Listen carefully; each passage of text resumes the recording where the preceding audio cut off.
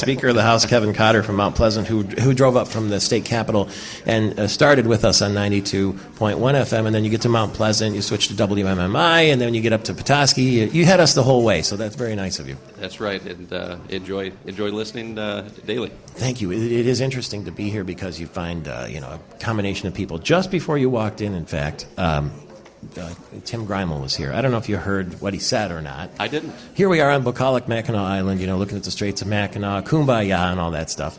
And he said that your road funding proposal was, what was the word he used? It was like gobbledygook or something like that, or nonsense. That does that hurt? Yes. I'm a sensitive guy. I think so. What do you say in response to that? Well, did he leave a plan behind? Because I'd be happy to look at that one. He said he's willing to come to work in the summer, and that Republicans are not. He speculated that you threw that out there so that you could say, look, we've come up with something, see you for the summer, and we did our part. Well, that it was unrealistic, and that an all-cut solution isn't practical. Well, then let's see an alternative. I say that I'm happy to have conversations about the plan, but to the extent that someone doesn't like mine, please show me yours. And this is a big problem that we have to solve. My plan, I think, is a great starting place. I'm not saying it's my way or the highway, but I'm saying bring a plan. Pardon the pun. That's the price of admission to the conversation, is bring a plan. I did ask him, though, if it was a negotiating start. Everybody, when you want a job, you ask for something higher, and you're going to negotiate down. Is that what you did? You set the peg at that position, knowing that you'd have to negotiate down?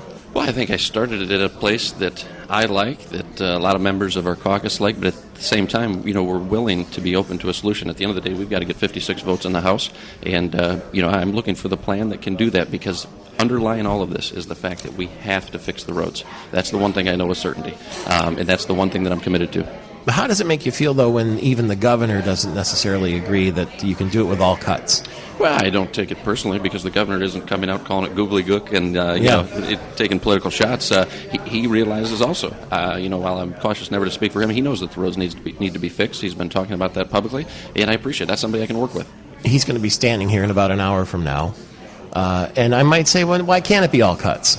Would that be a fair question? No, it's totally a fair question, and at the same time, I'm not saying that it has to be, but I'm saying that, let's look at what Proposal 1 was. Let's look at the takeaways that we can take from it. And I think what the people said, they said many things. One of the things they said was, first of all, you must fix the roads and do it now. They also said, fix it in Lansing. I'm not looking to go back to the ballot. We have a charge to get this thing fixed. But I think people also said, we want to see some level of reprioritization. This shouldn't be all new revenue, in my opinion, but I'm not saying that it has to be all reallocation either. There's some balance in there. And let's just get it done, because the cost of the problem is only going up the longer we delay. This has been front and center, going back to 2011, 2012. All the 4.5 years that I've been here, and we haven't made a lot of progress on it. But one thing I am happy to report, while it is temporary in nature, it is significant. The budget that we're just putting the final signatures on here, hopefully next week, is going to appropriate an additional $400 million. $400 million in general fund money to the roads, which just happens to be a number very similar to what would have gone to the roads under year one of Prop 1 had it passed. Is that right? So, but that's emptying the ocean with a spoon, right? Well, I think it's a start. And you never thought in your lifetime you'd say $400 million wasn't a lot of money. But in that situation, it's a pitiful fraction, right? Well, it's in the neighborhood of a third of the problem. Is it? On an annual basis. We're talking about 1.2, maybe somewhere north of that. But $400 million. That's just to keep even, though, right? Well, I think the jury's still out on that, and I just say, whether we debate that, whether we debate as 1.2 the number, that's really not a good use of time right now. I think we can all agree that significant investment is needed, so let's work toward that, and we can continue to evaluate the numbers as we go forward, but I think we spent a lot of time in 11 and 12 arguing about what the number was, and that doesn't get you any closer to a solution. What are we going to talk about when we do get road funding? Well, I think on the heels of that, as we're hearing at this conference, there's a lot of talk about Detroit Public Schools. That's something that'll be there. And there's one thing I've learned is there will be no shortage of issues. It sometimes feels like you tackle one big one and two more pop up. Do you mind taking away all funding for the film industry?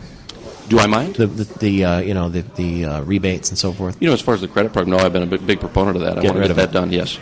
Yes, and that's actually part of what I put out in my road plan. There's $50 million. Let's put that toward the roads. And I think the public agrees with that, this is an exercise in wants and needs. This is just like what families have to do all the time. And I would classify roads as a top priority, right up there with, education and other things. These are things that the state is uniquely positioned to provide.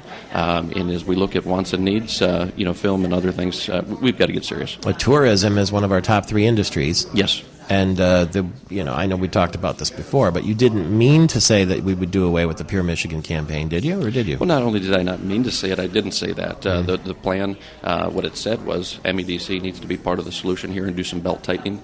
They then came out without me even mentioning in the bills or publicly, Pure Michigan. I've been a big proponent of Pure Michigan. That's something that cuts across political lines. I think.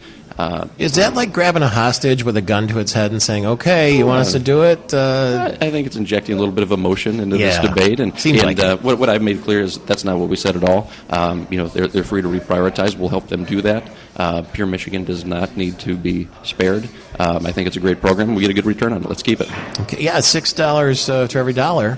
I'd invest in that. Yeah, let's go to Firekeepers and do it, or in your case, it'd be a different casino. Thank you very much for the time this morning, for being here early, too. Appreciate that. Thank you, Michael Patrick. Always a pleasure. Speaker of the House, Kevin Cotter.